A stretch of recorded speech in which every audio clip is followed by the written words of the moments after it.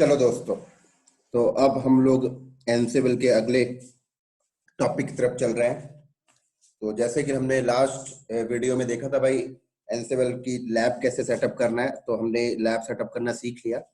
अब हम थोड़ा सा देखते हैं भाई एनसिबल को इंस्टॉल कैसे करेंगे, एनसिबल का पैकेज कैसे इंस्टॉल किया जाएगा एनसिबल कंट्रोलर नोड पे, और किस तरीके से हम टास्क को पुश करेंगे, और पुश करने से पहले का प्री रिक्विजिट वर्क क्या होता है वो भी डिस्कस करेंगे।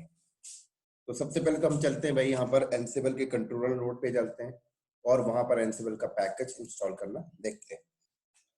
तो ये चीज हमने लास्ट वीडियो में देख लिया था, तो अभी सिर्फ हमें एनसिबल इंस्टॉल करना है अभी यहाँ पे। तो दोस्तों मैं आपको बता दूं, एनसिबल इंस्टॉल करने के लिए एनसिबल का जो पैकेज है वो वर्कर नोड पे जरूरी नहीं है ना, कि वर्कर नोड पे भी हो। सिर्फ आपको एनसिबल का पैकेज एनसिबल कंट्रोलर नोड पे रखना है, बस हो गया। ठीक है। उसी के साथ साथ आपको एक चीज और ध्यान रखना है कि एनसिबल का जो कंट्रोलर नोड है, जब वो वर्कर नोड पे कोई टास्क पुश करेगा तो जो कनेक्शन बनाएगा दोस्तों, वो कनेक्शन बनाता है एसएसएच प्रोटोकॉल के थ्रू। तो आपको ध्यान लेके चलना है कि जो आपका कंट्रोलर है और जो आपका वर्कर है, एसएसएच एटलीस्ट होना चाहिए। ठीक है। वैसे तो बाय डिफॉल्ट आजकल जितने भी लिनक्स बेस्ड ऑपरेटिंग सिस्टम आते हैं उसमें एसएसएच बाय डिफॉल्ट इंस्टॉल्ड होता है, तो आपको करने की जरूरत नहीं है। बट कई ऐसी कंपनियों में होता है कि लोग एसएसएच हटा देते हैं, राइट। तो फॉर एग्जांपल, अगर किसी कंपनी में इस वाले वर्कर नोड से एसएसएच का पैकेज हटा रखा है, तो ये कंट्रोलर नोड कोई टास्क इस पे पुश नहीं कर पाएगा, क्योंकि बैकएंड में एनसिबल जो कनेक्शन बना के रखता है वो एसएसएच के थ्रू बना के रखता है। इसीलिए हम दोस्तों एनसिबल को एजेंट लेस के नाम से कॉल कर रहे होते, राइट। एजेंट लेस का मतलब क्या हुआ कि जिस नोड पे आपको टास्क परफॉर्म करना है वहां पे कोई एक्स्ट्रा एजेंट इंस्टॉल करने की जरूरत नहीं है, एक्स्ट्रा कोई सॉफ्टवेयर इंस्टॉल करने की जरूरत नहीं है। ओएस के साथ ही वो इंस्टॉल मिला हुआ रहता है, राइट। मतलब जब वो ओएस इंस्टॉल है तो उसके अंदर ऑलरेडी ऐसे एप्लीकेशंस है जो कनेक्शन बना कर दे देगा। मतलब एड ऑन कोई पैकेज आपको डालने की जरूरत नहीं है, इसका मतलब है एजेंट लेस, राइट। इसी तरीके से आप कोई भी वर्कर नोड अगर आप ऐड करते जाइए तो आपको कोई एजेंट इंस्टॉल करने की जरूरत नहीं है, क्योंकि वो एसएसएच पे काम कर रहा है और SSH by default her OS के ऊपर होता है। लेकिन दोस्तों इसी तरीके से आपने एक पपेट भी सुना है, तो पपेट को लोग यहाँ पर एजेंट बेस बोला करते हैं। एजेंट बेस का मतलब क्या होता है कि जो पपेट का जो मास्टर नोड होता है दोस्तों, जब वो अपने क्लाइंट नोड बोले तो वर्कर नोड के साथ जब वो कनेक्शन बनाता है कोई टास्क पुश करने के लिए, तो पपेट एसएसएच को यूज नहीं कर रहा होता है, राइट। पपेट एसएसएच को यूज नहीं करता, पपेट का अपना खुद का कनेक्शन बनाने का टूल है, राइट। तो खुद का टूल के थ्रू कनेक्शन बनाता है। तो पपेट का जो कनेक्शन बनाने का जो भी टूल है दोस्तों, वो tools by default operating system के अंदर नहीं होता है। तो क्या होता है, जब भी कोई फर्दर वर्कर नोड ऐड होता है तो हमें उस वर्कर नोड पे जाके वो टूल्स इंस्टॉल करने पड़ते हैं, राइट। तो इसलिए हम उसको एजेंट बेस के नाम से कॉल कर रहे होते हैं, और ऐसे और एनसिबल को हम एजेंट लेस बोलते हैं, क्योंकि अगर कोई फर्दर वर्कर नोड आए तो हमें कोई एड ऑन सॉफ्टवेयर नहीं डालना, इसलिए हम इसको एजेंट लेस के नाम से कॉल करते हैं। लेकिन कहीं ना कहीं बैकएंड में अगर देखा जाए तो आपका एनसिबल भी एजेंट बेस है। बैकएंड में अगर आप देखो तो कैसे भाई, एसएसएच भी तो एक सॉफ्टवेयर है ना, राइट। एसएसएच भी तो एक सॉफ्टवेयर है। हाँ, बस ये बोल लो कि बाय डिफॉल्ट इंस्टॉल्ड रहता है तो आपको करना नहीं पड़ता।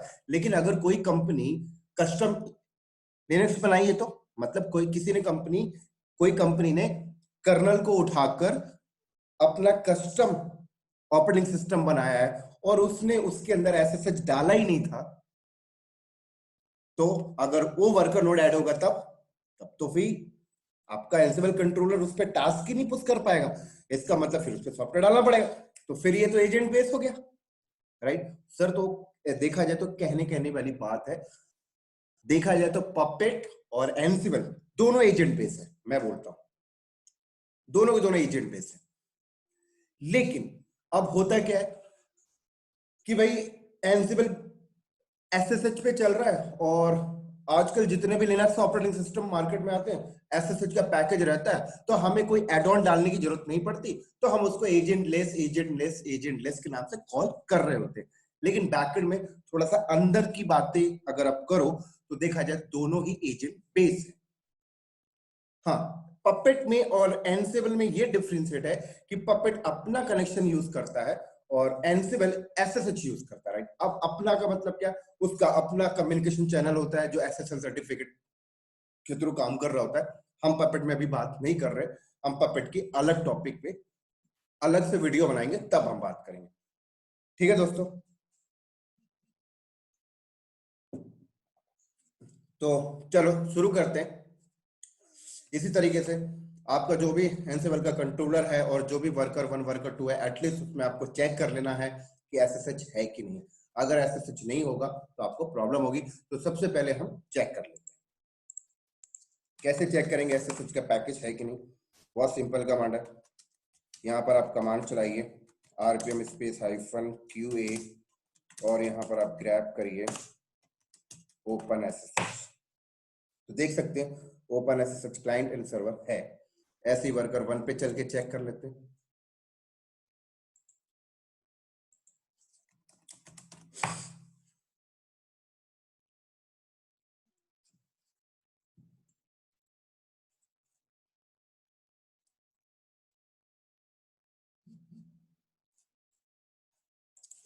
यहाँ पर भी हम चेक कर लेते हैं।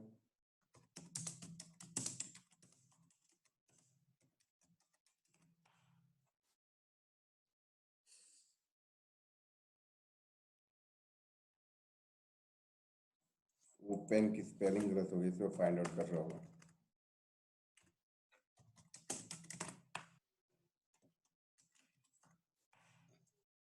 ठीक है, यहाँ पर भी वर्कर 2 पे भी चेक कर लेते हैं।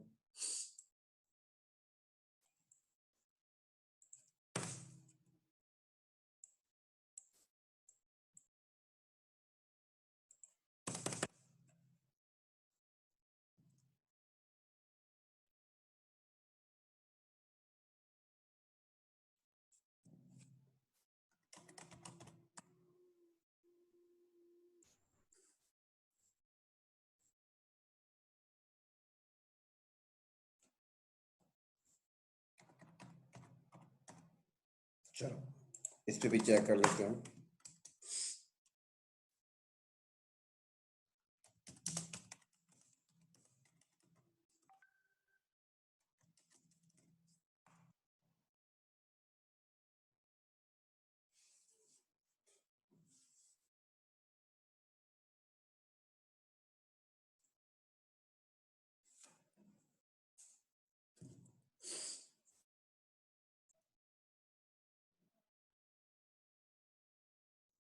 चलो इस पे भी है ऐसे ही। और क्या ध्यान रखना है, और आपको एक चीज यहाँ पे और ध्यान रखना है दोस्तों, कि जब ये एनसेबल कंट्रोलर जब यहाँ पे कोई टास्क पुश करेगा तो एसएसएच के थ्रू कनेक्शन बनेगा, वो तो ठीक है, लेकिन यहाँ से जब टास्क यहाँ पे पुश होगा तो किसका यूजर आईडी पासवर्ड यूज करेगा, ये भी एक क्वेश्चन आता है।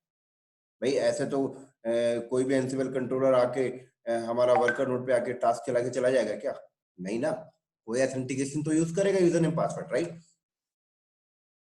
तो कोई ना कोई एक आईडी पासवर्ड वो यूज कर रहा होता है, चाहे वो नॉर्मल यूजर का आईडी पासवर्ड यूज कर रहा हो, चाहे वो एक रूट का यूज कर रहा हो। हाँ, नॉर्मल का यूज करेगा तो नॉर्मल यूजर के पास जो राइट्स है वो उतना ही टास्क परफॉर्म कर पाएगा। अगर रूट का यूज करेगा तो एवरीथिंग कर सकता है। तो नॉर्मल यूजर के ऊपर मैं बाद में वीडियो बनाऊंगा। अभी मैं यहाँ पर ऐसा समझ के चल रहा हूँ कि अभी रूट का ही आईडी पासवर्ड इस्तेमाल हो रहा है, राइट? यहाँ पर भी रूट का और यहाँ पर भी रूट का। तो इसका मतलब फिर आपके एनसेबल कंट्रोलर को इस रूट का आईडी पासवर्ड पता होना चाहिए, राइट? अगर रूट का आईडी पासवर्ड अगर इसको नहीं पता तो फिर वो कीलेस वाला कॉन्सेप्ट भी होता है जो हम देखेंगे आगे चल के। बट अभी फिलहाल के लिए हमें क्या करना है, यहाँ पे रूट का पासवर्ड सेट करना है, यहाँ पे रूट का पासवर्ड सेट करना है, क्योंकि जब भी ये कोई टास्क यहाँ पे परफॉर्म करेगा तो ये पासवर्ड डिफाइन करेगा, तभी वो टास्क यहाँ तक पहुंच पाएगा। तो चलिए सबसे पहले हम वर्कर 1 पे आके पासवर्ड सेट कर लेते हैं रूट का। हालांकि मुझे याद तो है लेकिन मैं फ्रेश बता रहा हूं जिससे कि आपको ये चीजें क्लियर होते जाए। और यहां पर भी मैं सेट कर लेता हूं।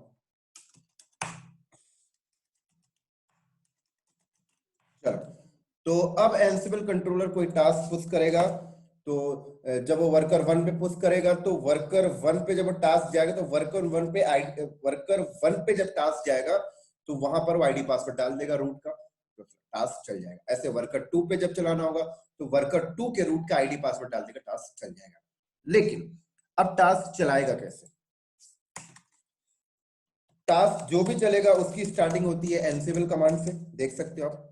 जो भी टास्क चलेगा उसकी स्टार्टिंग होती है एनसिबल कमांड से, स्टार्टिंग होती है एनसिबल की कमांड एनसिबल से स्टार्ट होती है। लेकिन अगर मैं यहाँ पर एनसिबल ANS करके टैब मार रहा हूं तो ये एक्सेप्ट ही नहीं कर रहा। क्यों नहीं कर रहा? क्योंकि भाई यहाँ पर एनसिबल का पैकेज ही नहीं है, तो कैसे एक्सेप्ट करेगा? तो मुझे यहाँ पर क्या करना पड़ेगा, yum इंस्टॉल एनसिबल। तो अगर मैं यहाँ पर yum इंस्टॉल एनसिबल करूंगा दोस्तों, तो ये इंटरनेट से पैकेज उठा लेगा, क्योंकि अभी अगर मैं चेक करूं तो मेरे सिस्टम में इंटरनेट चल रहा है। तो अगर आपके सिस्टम में भी इंटरनेट चल रहा होगा दोस्तों, तो आपने ये कमांड चलानी है और ये डायरेक्ट इंटरनेट से एनसिबल का पैकेज उठा लेगा और इंस्टॉल कर देगा। लेकिन अगर आपके सिस्टम में इंटरनेट नहीं चल रहा दोस्तों, आपको फिर गूगल पे जाकर एनसिबल का पैकेज डाउनलोड करना पड़ेगा और देन उसके बाद आप इंस्टॉल करोगे, राइट? तो वो भी हम आगे करके देखेंगे, अभी हम इस मेथड पे कर रहे हैं। तो ये एनसिबल इंस्टॉल हो जाएगा दोस्तों।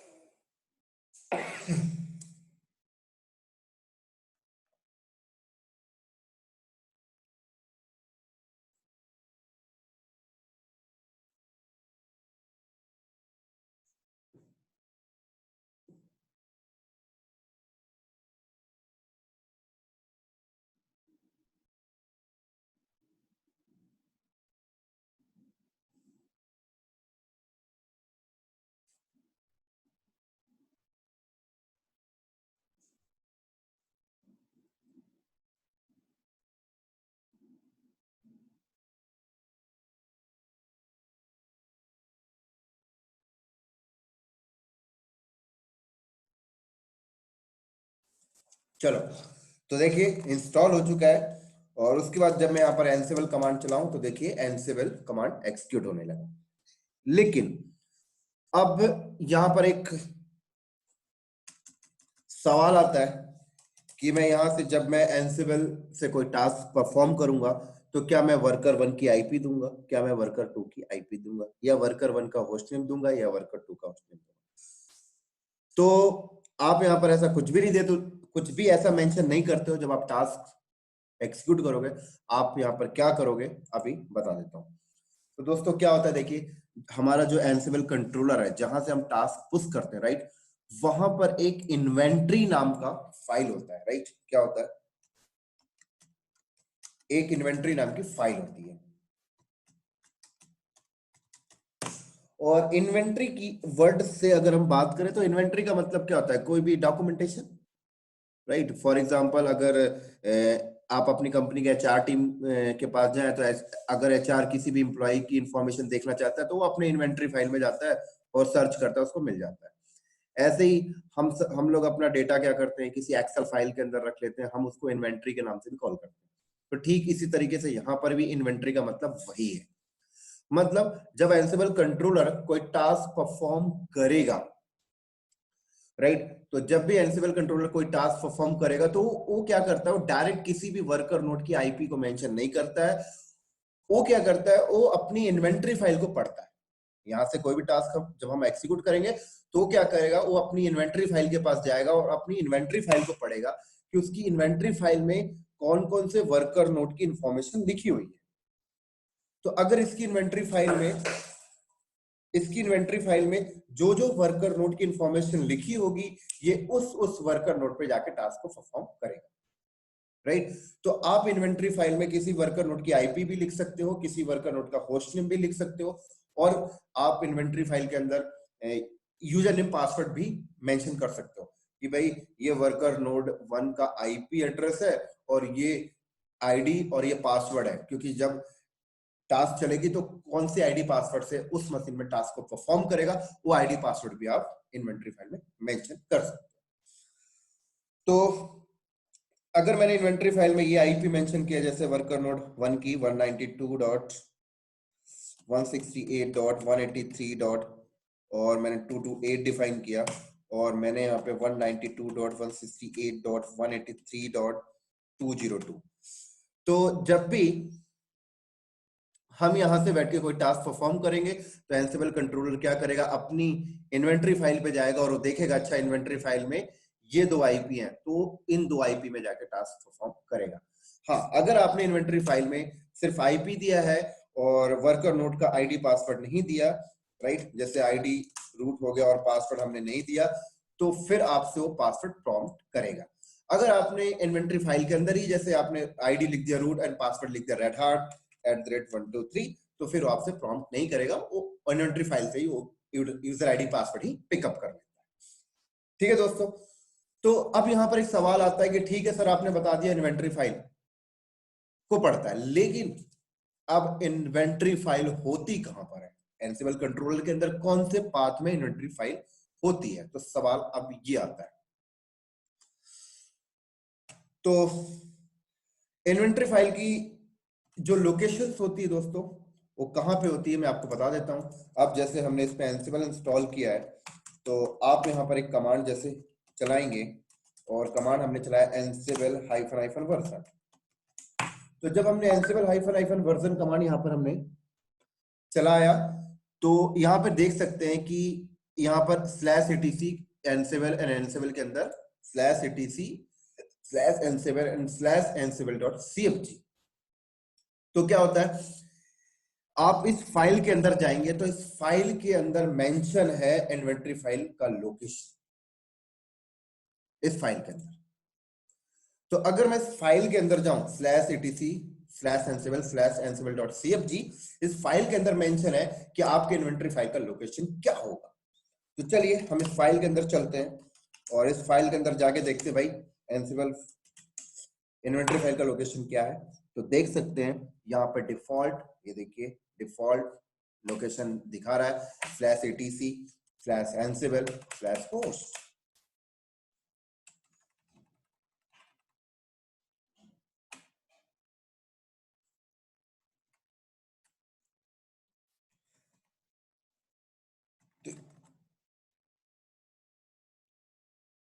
तो यहां पर देखिए ये कह रहा है कि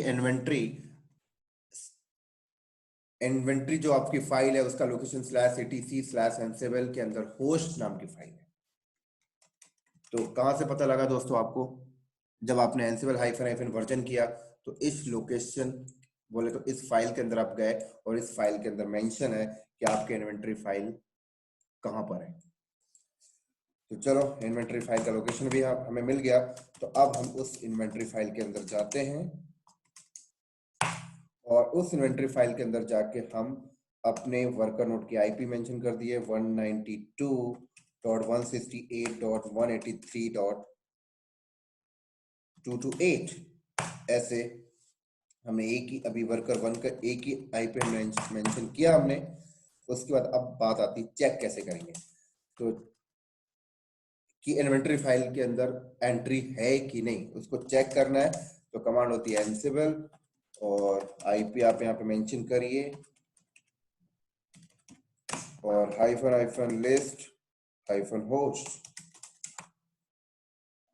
तो देखिए आपको बता दिया, राइट। इसी तरीके से हम यहाँ पर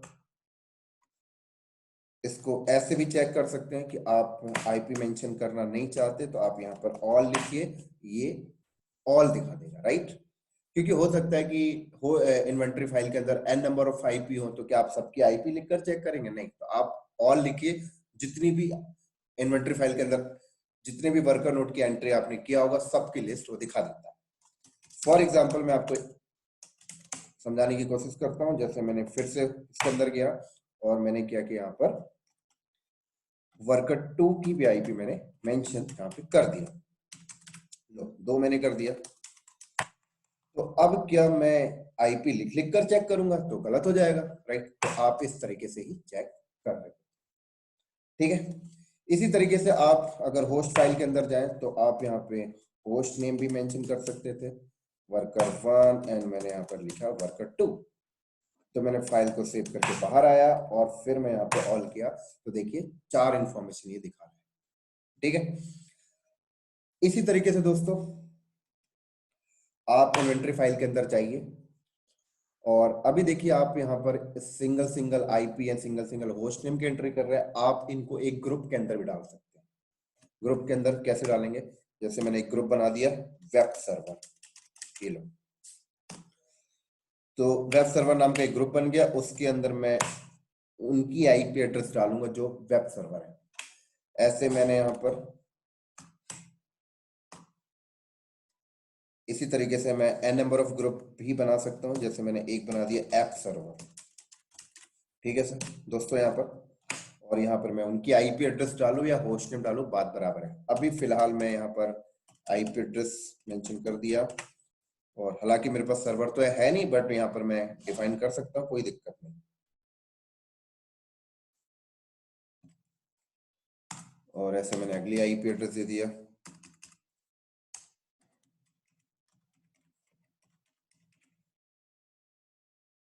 224। तो देखिए 2 ग्रुप मैंने यहाँ पे बना दिए। और अब मैं अगर यहाँ पर चेक करूं एनसिबल ऑल हाइफन लिस्ट होस्ट, तो देखिए ये आपको दिखा दिया। लेकिन अगर मैं यहाँ पर चेक करना चाहता हूँ भाई ऑल नहीं, मुझे सिर्फ वेब सर्वर का ग्रुप दिखाओ।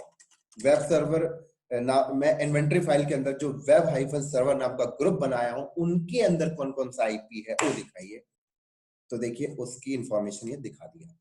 ऐसे ही अगर मैं ऐप का देखना चाहता हूं तो मैंने यहाँ पर ऐप लिखा, ये ऐप का दिखा देगा, देख सकते हैं।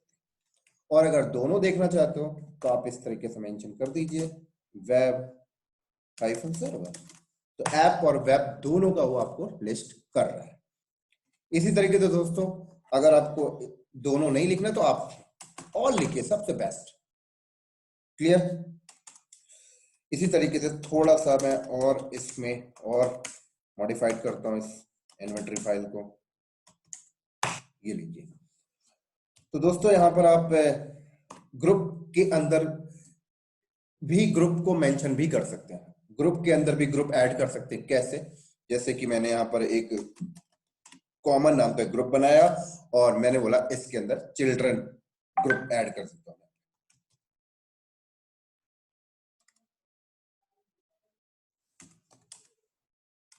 लो, तो जब मैंने यहाँ पर ये मेरा पेरेंट ग्रुप हो गया और चिल्ड्रन मैंने यहाँ पे चिल्ड्रन कीवर्ड मैंने यहाँ पे मेंशन किया और उसके अंदर मैं ग्रुप ऐड कर देता हूँ, राइट। तो जैसे मैंने एक ग्रुप ऐड कर दिया वेब हाइफन सर्वर और एक ग्रुप मैंने ऐड कर दिया यहाँ पर ऐप हाइफन सर्वर। तो हम इसको चिल्ड्रन ग्रुप बोल रहे हैं। तो ये हमारा पेरेंट ग्रुप हो गया और उसके अंदर चिल्ड्रन ग्रुप। तो ये ग्रुप 1 एंड ग्रुप 2। तो ग्रुप के अंदर ग्रुप आप यहाँ पर कॉल कर रहे हो। तो अब मैं इसको यहाँ पर अगर मैं एनसिबल कॉमन को कॉल करता हूं hyphen hyphen list hyphen all, तो देखिए ओह ऑल यहाँ पे नहीं आएगा, यहाँ पे कीवर्ड क्या आएगा, पोस्ट। तो देख सकते हैं दोस्तों।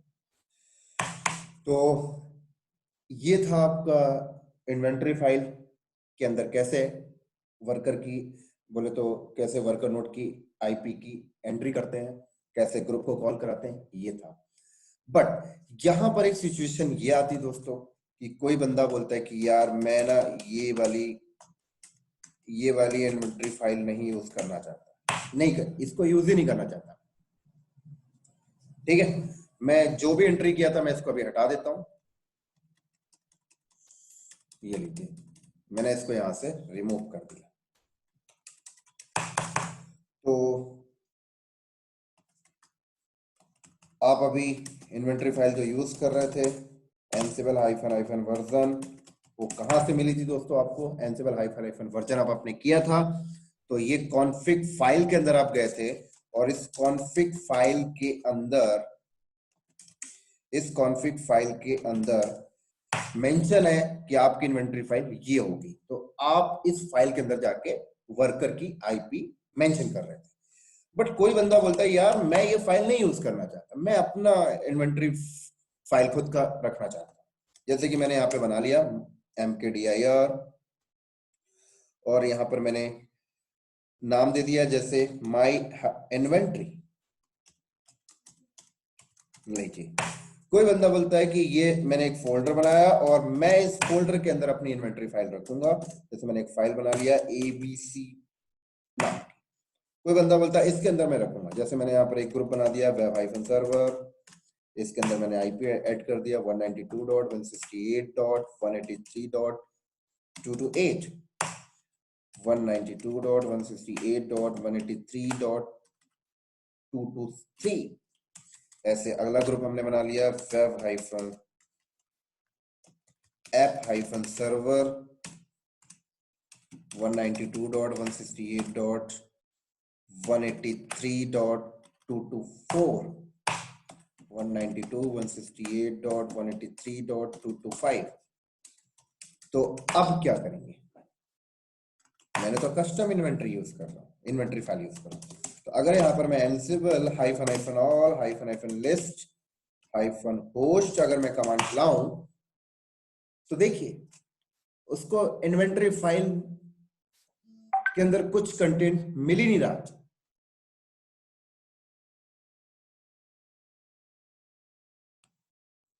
क्लियर?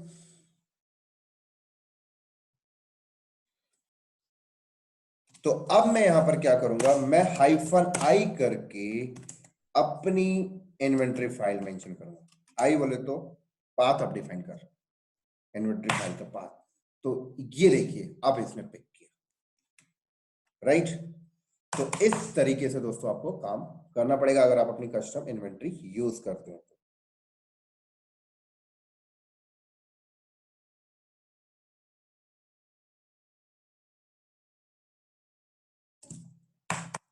क्लियर?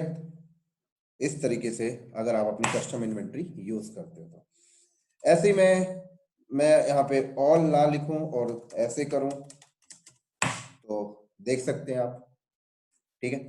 बट कोई बंदा बोलता है क्या मुझे ऐसा बार बार लगाना पड़ेगा माइनस आई करके? तो डेफिनेटली आपको बार बार लगाना पड़ेगा। क्यों बार बार लगाना पड़ेगा? क्योंकि एनसिबल हाइफन हाइफन जब आप वर्जन आपने किया था तो दोस्तों आपको याद होगा इन्वेंटरी फाइल का जो लोकेशन है डिफॉल्ट, वो इस फाइल के अंदर मेंशन है कि स्लैश ईटीसी के अंदर एनसिबल के अंदर होस्ट नाम की फाइल को बाय डिफॉल्ट इन्वेंटरी फाइल समझ रहा है। अब तो आप चेंज कर लियो, तो आप जब जब आप अपना कस्टम चेंज करोगे तो भाई आपको पाथ तो डिफाइन करना पड़ेगा। लेकिन कोई बंदा बोलता है यार ये बार बार पाथ लगाना यार अच्छा नहीं है, तो यार सिंपल सी भाषा में बोलो तो इस फाइल पे जाके पाथ चेंज कर दो आप, दैट्स इट। आप जाइए इस फाइल के अंदर चेंज कर दीजिए इसको, क्या समस्या है? ये डिफॉल्ट है ना, डिफॉल्ट चीजें तो चेंज हो सकती हैं डेफिनेटली। तो हमने इसको हटाया यहां से, हमने बोला भाई साहब हमारी इन्वेंटरी फाइल जो है इसके अंदर, इन्वेंटरी के अंदर ये रही। अब मैंने यहां पर एनसिबल और hyphen hyphen list hyphen host किया तो अब देखिए चल गई। तो ये था दोस्तों आपका छोटा सा लैब। चलो तो ये वाला वीडियो हम यहीं पे स्टॉप करते हैं, और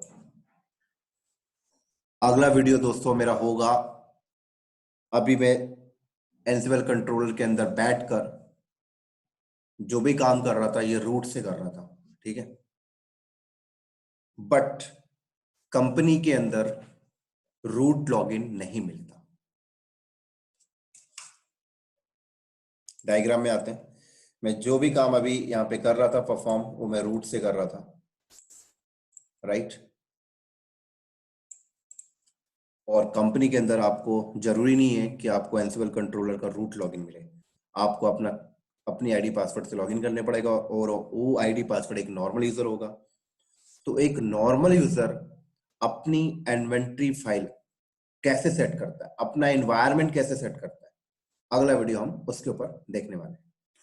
और जो भी मॉड्यूल्स वगैरह रन करना, वो हमारा अगले वीडियो से स्टार्ट होगा, क्योंकि अगला वीडियो मेरा होगा नॉर्मल यूजर कैसे सेटअप करता है इन्वेंटरी फाइल के एनवायरनमेंट को, वेरिएबल को, सारी चीजें हम देखेंगे। उसके बाद से फिर हम मॉड्यूल स्टार्ट करेंगे। तो आई थिंक ये चीज आपको क्लियर हो गई होगी जो मैंने अभी तक बताया। तो चलो दोस्तों, ये हमारा वीडियो यहीं पे स्टॉप होता है, और अगला वीडियो हम बहुत जल्दी मिलते हैं। तो अगर वीडियो अच्छा लगा तो लाइक करिए, चैनल को सब्सक्राइब करिए, और बहुत जल्दी मिलते हैं हम नेक्स्ट वीडियो में।